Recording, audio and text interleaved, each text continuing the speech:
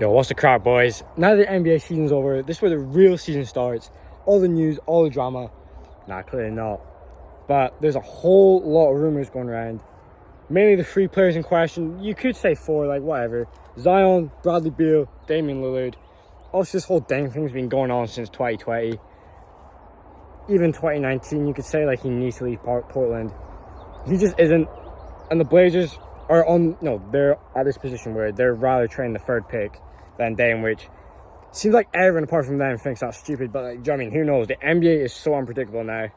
They could win the championship next year. Who knows? But they should really trade Dame. Like, you got two generational talents in Brandon Miller and Scoot Henderson. It looks like Scoot's going to fall to free, even though he did have a workout for the Hornets and they were extremely impressed. The way the tweet sounded is like maybe they will pick him, but I think the only trade that I see happening is the third and fourth pick, because Zion is in trade rumors. New Orleans wants to look for a player that can help them win now. I believe Scoot Henderson can definitely do that. Obviously, it's going to be hard for a rookie to do that. But the Pelicans, everyone else in the Pelicans roster is great. He's got good leadership. CJ McCollum will be a great leader if they keep him on the team. Zion to Houston. Bro, Udoka and Zion on the same team, that is absolutely carnage. Like, obviously, what's been going on with Zion. I ain't going to say it, but, respect to my boy. That's wild. That is extremely wild. New Orleans training away from Zion. I feel iffy about it. Obviously, let's be real here. Pelicans were going to go to the conference finals if Zion was healthy. It's been the whole thing. He's missed the whole season. Hardly plays any games. So I do get it. And if you are, I'm not exactly sure how that would work. Obviously, Zion to the Hornets. LaMelo and Zion would be an insane duo. Maybe, I'm not sure, obviously, Zion's health's a concern. If I was, it's a tough, Zion when healthy is a top 10 player. Let's be honest here.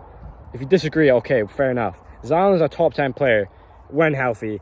We saw at the start of this season, obviously, health is definitely a huge impact. So if you're ranking Zion, you're going to rank him like 15th, 16th, 14th. Not top 10 because, he's not available. To be honest, I'm not exactly sure. It's either top 3 or keep Zion for the Pelicans, in my opinion. Obviously, with the fourth pick, you still got a whole lot of talent. The Thompson twins, Carson Wallace, Taylor Hendricks, Cam Whitmore. Like, you do have a lot of good picks. Taylor Hendricks, in my opinion, should be going top 5. I've seen a lot. Obviously, I'm not a huge draft guy. Like, obviously, when it comes to this time of year, you know a lot of names compared to like in December. You know what they're good at. Taylor Hendricks, in my opinion, would be great on the Pelicans. A perfect Zion replacement. He can kind of do everything almost, and Zion just isn't available. But to Houston, I think that's good for the Rockets. Jalen Green, Zion. If you get Harden, I'm not exactly sure how that cap would work. Zion is on a max contract. Don't know if it's a super max. I don't know. But the Pelicans are definitely good enough to be winning now. Even without Zion, they were still great. Brandon Ingram's a great player. Like, they have such a complete team. They could be up next. Obviously, if I'm the Pelicans, I'm banking on Zion being healthy. I just am. He obviously looks lean every offseason, but I can't. You can't just let a player like Zion go. We'll see what happens. The trades are going to be crazy coming up to the draft, but we'll have to see. Like I said, I'm keeping Zion. Scoot Henderson, if he doesn't get pick number 2, I'm not exactly sure how you would deal the third pick. Like, I'm not exactly sure how this works. Obviously, like I said, the Hornets, Zion, LaMelo, and then draft Scoot number 2. You've got a good-looking roster there. Brandon Ingram will be your leading scorer. You make some free agency signs if you have the cap. Whatever happens, CJ McCollum happens. Like I said, you got great role players in New Orleans. Got good coaching. Like, they could definitely be a top 4 seed this season. Also, with the Dame situation, if they're completely committed train around Dame, call up Toronto, Siakam, OG, give them that third pick. Anthony Simons, if you have to, you probably do have to. And then for Toronto side, you've got Scotty Barnes, who's an interesting player.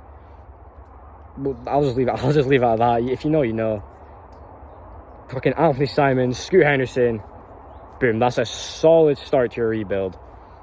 You got 3. Anthony Simons is good enough to be an all-star one day. Scoot Henderson, we all know how good he's going to be. Scotty Barnes has potential to be a Giannis-like player, averaging 27 and 12 one day with 5 assists. Like, that's their ceiling. Toronto would be extremely in good position for the rebuild. In about 5 years' time, they have a monster trio. But if we're being real, trade away Dame to someone you're going to get a good package from.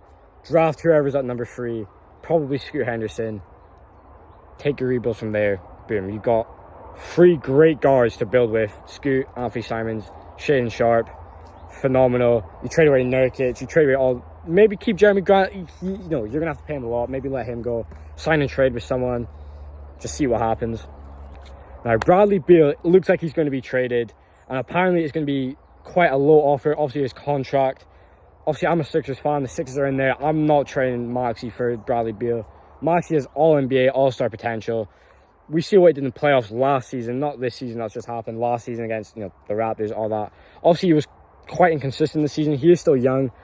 I think he can be a great player in this league, especially with Embiid. It looks like, obviously, when the Sixers hired Nick Nurse, we're still all in on winning.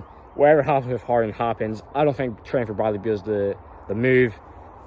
Unless, you know, obviously it's a low... How do you explain it? Maxey's going to have to get a contract offer. Bradley Beal looks like he's going to be going for not a lot for his value. Obviously, he's one of the best scorers in this league. You know, led the league in scoring 2 years in a row, I think. It was at least one. 30-point game score. Obviously, not been that well, but if you put him on a good team, I feel like he'll prove that he's not an empty stats player. Devin Booker was called an empty stats player. He is now a top 10 player in the league. Easily top 10. I think that'll happen the exact same way with Bradley Beal. Still in his prime, you would say, age-wise. I'm not exactly sure who he'd get traded for. Obviously, there's a lot of teams out there that are buying. A lot of teams are buying, but Washington, if you can somehow finesse the 3rd pick, Kristaps Porzingis, Bradley Beal to the Blazers, and you get the 3rd pick back, I think that's a solid start to rebuild. Obviously, what happens with Kuzma happens. The Bucks are interested in trading for Bradley Beal. I think that'll be a great deal. Whether you trade away a backcourt, Bradley Beal and Drew Holiday, if that was how it would happen, that's arguably one of the best backcourts in the league. Not the best, but that's a very solid backcourt with Giannis in the front court. Maybe you take back Brook Lopez, and then you make some adjustments to your bench. Get rid of Grayson Allen. I'm sorry. After what he did in that last second shot, I guess stuff happens. If I'm a GM, I'm not having you on my team after that. No redemption shot. Nothing. Get off the team.